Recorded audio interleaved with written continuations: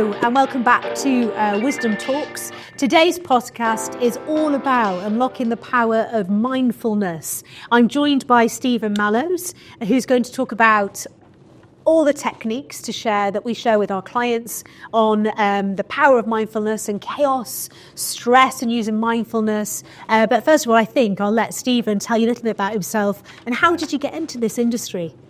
So I used to work in a adult care home for adults with learning disabilities, and all the staff would come to me for all of their issues and aspects like that. And one day I just heard an advert on the radio for a counselling course, and it was almost like a calling. So I thought, why not? Let's give that a try. And I've not looked back since, really. So I did the course, and here I am. So you're naturally a magnet to people to sort of like come to a solution. So yes. And so we're talking about mindfulness today. Would you explain a little bit about what mindfulness is? Of course. Just for the viewers. Yeah, definitely. So mindfulness is representative of each their own, I believe. I believe the various things can cause us to go into that stage of mindfulness, and it can be a really useful resource for, like you said, when there is a lot of chaos going on there for yourself. But I suppose primarily it is about bringing us back into our core, understanding what's going on for ourselves here and now, and understanding that, we are, who us, as it were, we're humans, and that's where mindfulness comes from, I believe. So giving you clarity. So for me, I talk about my family a lot, but like I had 6 grandchildren, I've got 4 children, I've got an Asian father, I've got lots going on in my life and in work, etc. And it is absolute chaos. I'm not joking. So when chaos is happening, how can I get and reset my mind to give me some peace, if you like? What technique would I use for that? Of course. So one particular technique that I absolutely love and adore using is called a PMR, which is a progressive muscle relaxant. Progressive muscle relaxant. Yeah, so it's a tool that is often used in hypnotherapy, actually. Hypnotherapy is something that I indeed studied before doing the counselling, so, Oh, you're not hypnotising me now, are you? No, not at all. I'm not going to make you walk around like a chicken, don't worry. But no, it is essentially...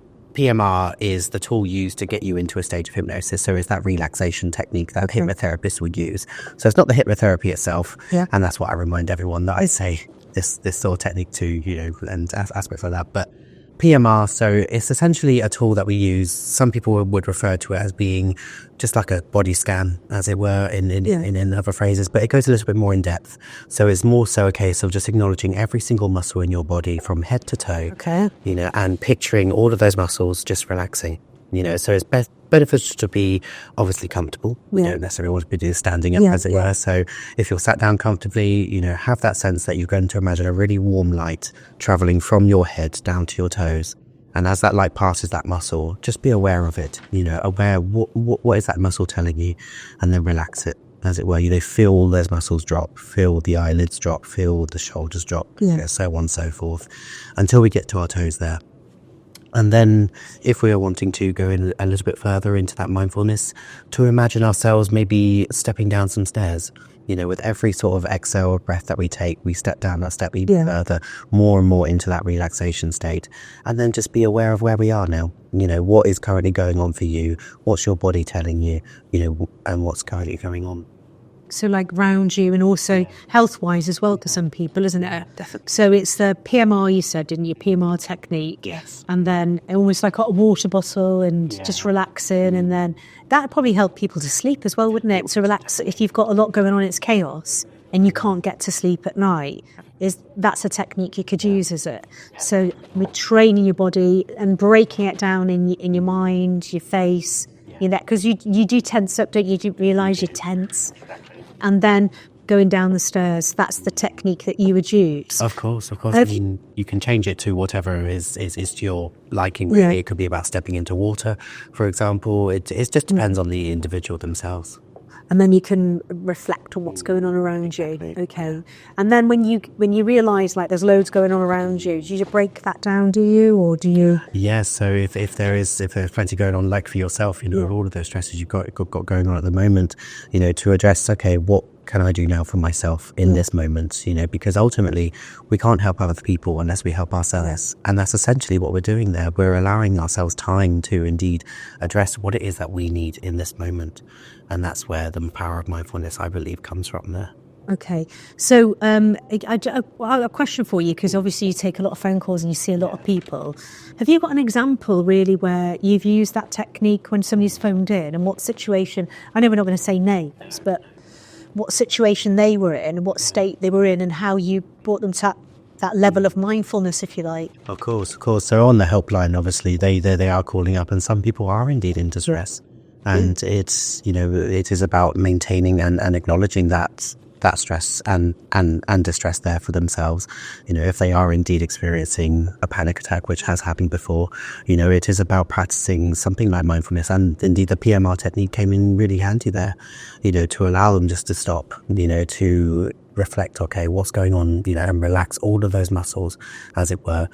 And then the first thing that came up for themselves is that they feel more relaxed. And we explored that in the phone call and the conversation. And they were able to then leave that conversation in a much better mindset with that tool of using that PMR, as it were. And when you think about the phone call, how long would that take somebody to achieve that? Because my brother, he won't mind me saying, I think I've spoken about him plenty of times, he suffers from panic attacks. And I don't know what to do about them, because I really don't know how to help. Because that person, as you'll know from being the expert, that they think, in some cases, think they're going to die, don't they? It can be, and it manifests, doesn't it? It gets bigger. So how long would that take, that counselling over the phone, using that technique? How long does it take to calm somebody down, or is it different for every person? It can be different for every person. It is a case-by-case basis. And essentially, it can be very much instantly if you are guided through it, through a professional, a voice even, it can be very instant because you're essentially told what to do. We had a conversation before starting this, around, different modalities, as it were. And, we spoke about people being more passive, as, in the sense that they are allowed more freedom in how they're spoken to, why don't you try this? Why don't you try that, sort of thing? Or people can indeed be more authoritarian, which is essentially being told what to do. And some people really benefit from that. So different types of personalities. I have to say, and I'm sure the audience agree, you have a lovely tone. And I think that I feel relaxed speaking to you. And I think that, over the telephone or face to face, that really does is soothing. And I think you found your niche there, really. Yeah. So what other techniques would you use apart from the relaxing of the muscles, the going down the steps, or even stepping into, we were talking about hot bath on the previous, podcast. What other techniques could you use for mindfulness? Of course, I always say to people that mindfulness can be anything we want it to be, and to indeed practice a level of self-care there.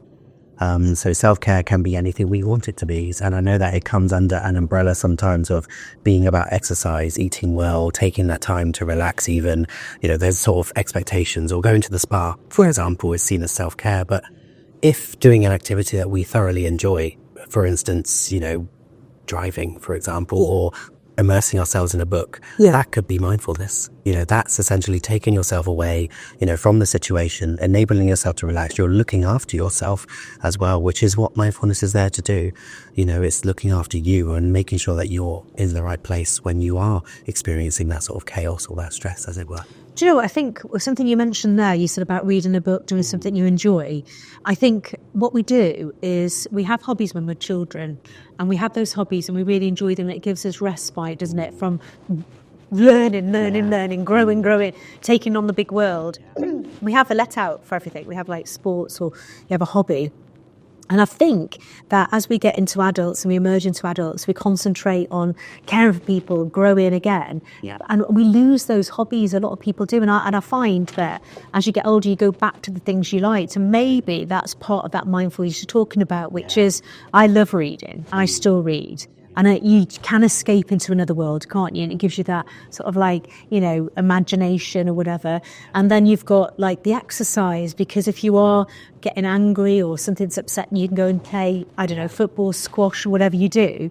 Or even if you are disabled in any way, you could do mobility exercises, sat down, and just rolling your shoulders, etc. Or something that you like you say, driving, listening to music that you can relate to, driving along, and that's all what you would call mindfulness. So so it's almost like a hobby, isn't it? It and is. Things you enjoy. Yeah, and it's important that we prioritise those moments as well. I know that in the hectic and the chaos of life, we can get lost. We can prioritise other people's needs. But mindfulness, like I said at the very beginning, is about bringing yourself back to you and doing things that you enjoy, acknowledging that you are important enough to indeed be practicing that. Yeah. What can I just ask you? Do you have hobbies? I do. Yes. I mean, I do a lot of makeup artistry, for example. So I do makeup on other people and things like that. So that in itself is something for me to immerse myself into and things like that. And also the idea of immersing myself into a movie, for instance. Something as simple as that, for example. So you have that area because you must take those calls and you hear a lot of problems as well. So you must bottle that up, and then that gives you sort of like time when you're doing the makeup artistry to sort of like think about things and let that go. Exactly. And I think that's what was missing for a lot of people in life, isn't it? Having that outlet, that hobby, that and I never really thought of it like mindfulness before, but it is, isn't it? It's something you enjoy that's helping rest your mind. Definitely. And that's two good things, like movies. I love films, don't you? And makeup. I love makeup as well. So you can do my makeup one day. And so there's all of that. That's brilliant. But we spoke. We talk about the chaos, but and there's a question I think you may have answered actually about how can mindfulness manage stress, which a lot of people are suffering. And again, I think we know the answer to that now, because if you've got that outlet of some sort, it's finding that hobby, finding that purpose, finding that and making time for it as well, isn't it? So, we talk about sharpening your mind. That's one of the learning outcomes of this podcast today. How can you sharpen your mind with mindfulness? Of course, it's because when we are experiencing stress, our mind is sharp enough as it is. It's running on overdrive. And I mean, an example I give to clients that call up is that we are like a car engine, as it were, and we're traveling down a motorway at a good 70 miles an hour every day. That's without any stress going on. We add any stress, we're going to obviously travel a lot faster, breaking that speed barrier, as it were, and we're going to run out of petrol soon. And mindfulness is your petrol station. Mindfulness is your chance to heal, to recognize what's going on there for yourself, just so you can get back on that road. It makes you aware of yourself as well, doesn't it? So I've learned so much from this, by the way, because I never thought about hobbies. And I don't think maybe the viewers did either, the listeners, their hobbies and things that you enjoy, such as reading, even gardening. We took, in the pandemic, everybody spoke about doing the garden. What you do, it gives you time to reset, doesn't it? It's not only that, is it exercise, but you're thinking, aren't you? You're thinking about the things that are going on in your life. It's allowing you to reset, isn't it? And I think that we don't do that anymore, do we? A lot of people don't. And I think we'll learn it. Of course, definitely. I mean, an example I'll give you here, I'm not too sure, are you a driver? Yes. Yeah. So essentially with driving, for instance, have you ever got from A to B without recognizing that journey? For instance, that in itself is mindfulness. That's almost self-hypnotism in a sense there, so you've been unaware because you have been relaxed. You've been in that stage that we don't know how we've got to this area because we've been just so chilled. There's been nothing to think about. And that in itself could be mindfulness. Yeah. I think I was singing probably to, I don't know, the Cranberries or something, I don't know, Zombie, as I'm going along the motorway and doing something that I enjoy while I'm driving. I love driving. I love that time, because it's like a little room on your own, isn't it? You're driving. I just love it. I think of driving as a feel-good moment anyway. It reminds me of back in the 70s of piling 6 kids into the back of a, hatchback. It's like illegal now. But that's for everybody, wasn't it? It reminds me of going somewhere, like a holiday. Even if it's going to work, it's good. So I suppose that's a way of practicing mindfulness, because every time I get in that car, I know it's going to be a feel-good moment. Yeah, in fact, I've learned so much actually about this. And I don't know if you've got any other techniques, or is that some of the best techniques which you're talking about? Yeah, I mean, it's just about prioritizing what it is that you enjoy, essentially. And it doesn't have to be the PMR. We don't have to go that much in depth. But as long as we're having that time to ourselves, doing something and practicing something that we enjoy, that can just be enough for mindfulness there. Well, that's brilliant. I'm really pleased to have you on today. I'll ask you one last thing, actually. Every guest that comes on here, I just ask them what their words of wisdom are for the audience out there to help them through the week. Of course. And again, relating it to mindfulness, a word of wisdom I often give to clients that call up is to challenge the what if. We ask ourselves, what if every single day? What if this? What if that? And there's no security there. But if we bring ourselves into the moment and change that vocabulary ever so slightly and change it to what is happening, we're more aware of what is happening now.